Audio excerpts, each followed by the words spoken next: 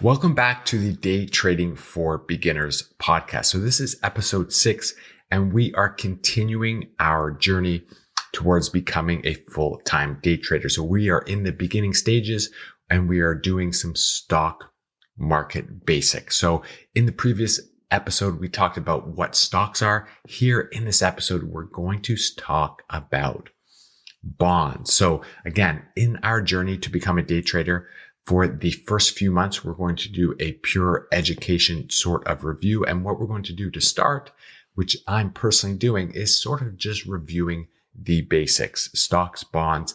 We're going to talk about commodities, futures, ETFs, and just sort of get a good base for some basic fundamentals of stock market trading. So here we're talking bonds. And the two sort of questions we're going to answer in this podcast are, what actually are bonds? And then what are the differences between stocks and bonds? And we're going to make this really, really simple. When I'm studying this stuff, I like to keep things really easy with some really simple examples. And what I've actually found is that using the AI tool Grok has been great in supplying me some examples for some of these financial terms. So here in this podcast, I have referenced Grok to give us some examples of what a bond is. And in future episodes, we're going to use Grok as well, because it gives sort of a friendly, easy sort of example to understand some of these financial terms, concepts, and securities and all that kind of stuff. So I need a refresher on bonds. I sort of studied bonds in business school, but the truth is, I kind of forgot what they exactly were. And the main reason is, I don't own any. They're not really as popular as stocks. Everyone talks about stocks. Stocks are more exciting, but bonds are actually really, really big. The bond market is huge, and many people just don't talk about it because it's kind of boring. But here we're going to explain what they are. So bonds explained for beginners. And again, here is an example that I got from the AI tool Grok from X. So picture a bond like a loan that you might have to a friend. But in this scenario, the friend is more like a colossal organization, like a government or a corporation. So it's a loan that you're giving to a government, a corporation, or some sort of big organization. Now, let's say this organization is in dire need of funds for a massive project, like constructing a bridge or maybe expanding their business empire.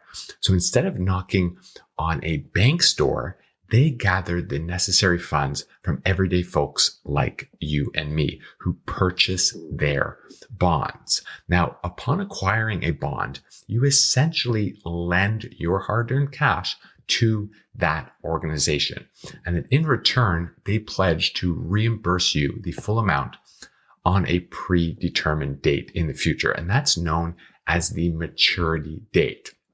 So just as your buddy might slip you a little extra for lending them your money, the organization compensates you with interest, typically paid annually as a token of appreciation for utilizing your funds. So in a nutshell, a bond, it's like a formal IOU from a big shot organization where they borrow your money and then they commit to repaying you with a small bonus for lending them your financial resources. So that is what a bond is. And, if we want to dive deeper into this explanation, here's an example. And again, this is from Grok, and it's sort of fun to kind of go through. So let's say you, as a bond investor, you've decided to lend money to a fictional company called EcoPower by purchasing one of their bonds. So EcoPower is a renewable energy company that is looking to expand its operations, and it needs to borrow money from investors like you. So the principal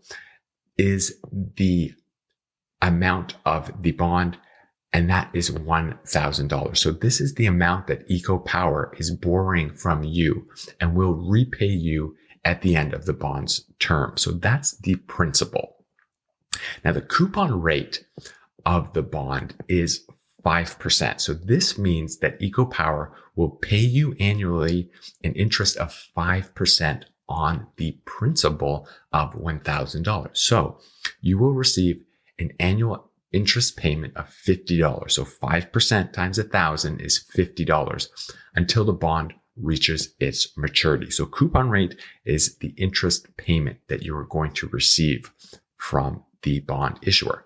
Now the maturity date, that's the date that the bond will mature. So the maturity date in this example, let's say it's 10 years from now. So this is the date when EcoPower will repay the principal of $1,000 to you. So in this example, you've lent $1,000 to EcoPower, and in return, you will receive annual interest payments of $50 for the next 10 years.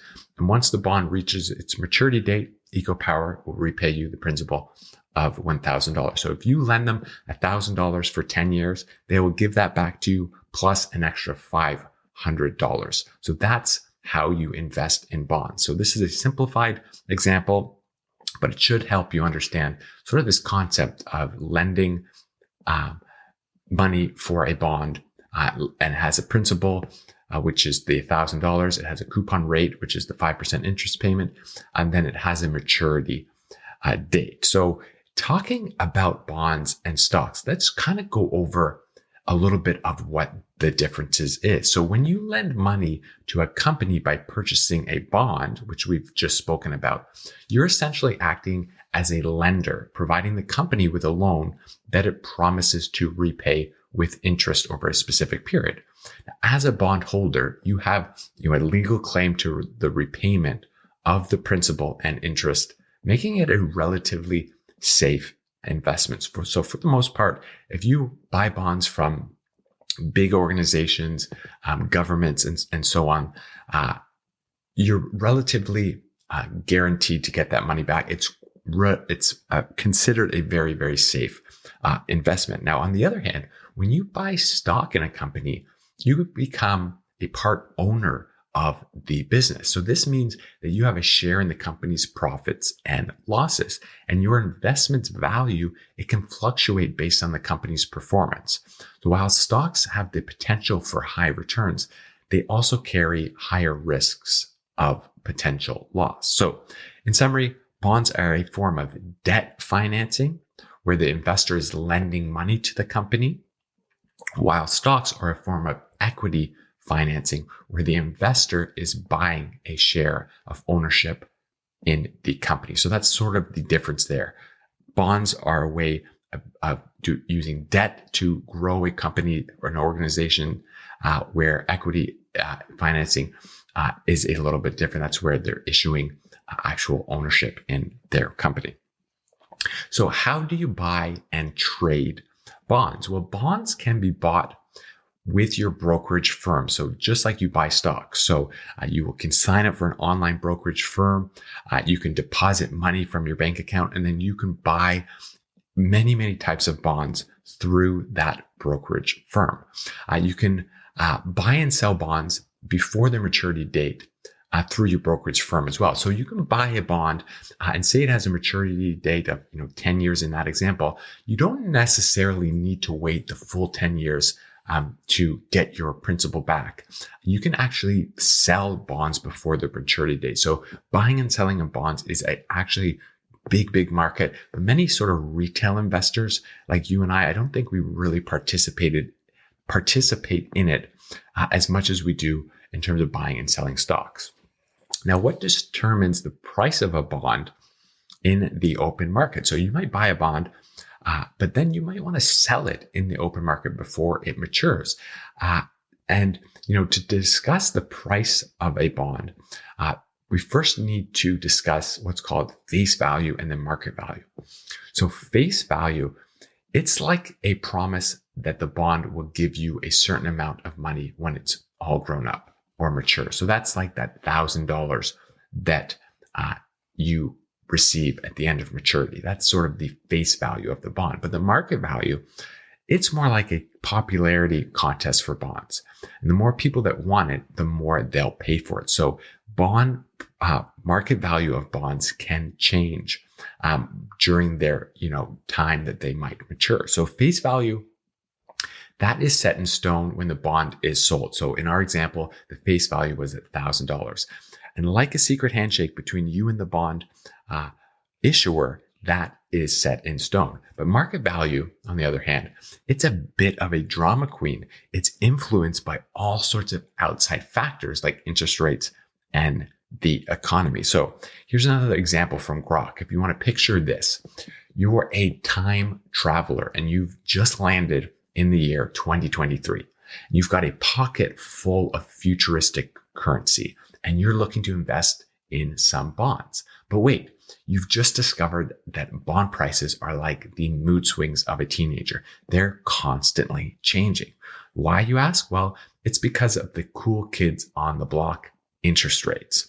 When interest rates are high, your bond coupon is like last year's fashion trend. Nobody wants it. So you'll have to sell it for less. But when interest rates are low, your bond coupon is like the latest smartphone. Everyone wants a piece of it. You can sell it for more and you'll be rolling in the dough. But that's not all. Bond prices also depend on how much money they give you each year compared to new bonds. It's like a never-ending game of, who's got the better deal. If your bond is like an old flip phone, you'll have to sell it for less. But if it's like a shiny new smartphone, you can sell it for more. So bond prices are kind of like a wild roller coaster ride through time and space. Just remember to buckle up and always keep an eye on those interest rates and coupon payments. So just to kind of dissect that example, if you buy a bond for $1,000 and the coupon payments are 5% per year. Well, in the future, in the next few years, if interest rates go up to 7% and you're looking to sell your bond, unfortunately, no one wants that bond at 5% because they can get a new bond that pays 7%. So the price of your bond is going to have to drop. So you're going to need to sell that bond for lower than new bonds because people can go out and get a higher interest rate. Whereas if you have a bond 5% and it matures in 10 years and interest rates start to fall, well, you can sell that at a premium because you're getting 5% every year, whereas new bonds are only giving, say, 3%. So that's how the prices of bonds change. So if you buy bonds and the interest rate in the economy goes down, you can sell those at a premium because you're getting a higher interest rate that new bonds are giving. So that's sort of how interest rates can change the prices of bonds and the market value of bonds. So here are the 5 main reasons why bond prices may change. So we just talked about interest rates, so we won't kind of review that one. It can also change based on inflation. So inflation could be sort of like a sneaky little devil eroding the purchasing power of the fixed interest payments on bonds. So if inflation is on the rise, the bond prices may take a hit. So if you think about that, if you're stuck in at a 5% and suddenly inflation is on the rise, well, that 5% isn't as good in the future as interest rates are rising. So, if you look to sell it, you might need to sell it not at a premium. Credit risk can affect bond prices. So the credit worthiness of the bond issuer plays a role in the bond's market value. So if the issuer's credit rating takes a nosedive, the bond's price may follow suit. So in our example, EcoPower, they lent you, you lent them $1,000 and they were going to pay 5% interest. Well, if suddenly, over the 10 years that you're holding that bond, if in a few years, that company's not doing well and their credit score sort of goes down, well, they're at a higher risk of repaying that principal of $1,000 in 10 years. Thus, people might not want to buy that bond from you if you want to sell it because they're looking at this company and, it's not doing so well. Then there's a higher risk that they might not be able to pay the bond back at the maturity date. So the credit risk of the company can affect the price of the bond. Maturity can as well. So bonds with longer maturities, they're more sensitive to, all these changes in interest rates. So if interest rates are sort of on the move, bonds with longer maturities, they may experience, a more significant change in their market value. And then economic conditions, the overall health of the economy can impact bond prices. In times of economic growth, investors may be more likely to ditch bonds in favor of riskier assets. So if, everything's doing well, then people might want to sell their bonds and jump into some growth stocks and so on. So those are the reasons why these prices of bonds may change. And again, these are the bonds that people are selling before they mature. So that's sort of our overview of bonds. It's sort of a beginner's guide to bonds. And I'm going to just share some key insights that we went over as like a good sort of summary for, what is a bond. So bonds, again, they are essentially just loans given to large entities like governments or corporations by investors who in return receive interest payments and the principal amount back at a predetermined future date. That is called the maturity date. The nature of bonds, unlike informal loans among friends, bonds are formal legal contracts enforceable by law. So ensuring that the repayment of the principal and interest is given to the investor. So they are less likely in general, they are less risky in general. The functions of a bond, they serve as a mechanism for entities to raise funds without resorting to borrowing from banks, acting as a secure without resorting to, borrowing from banks.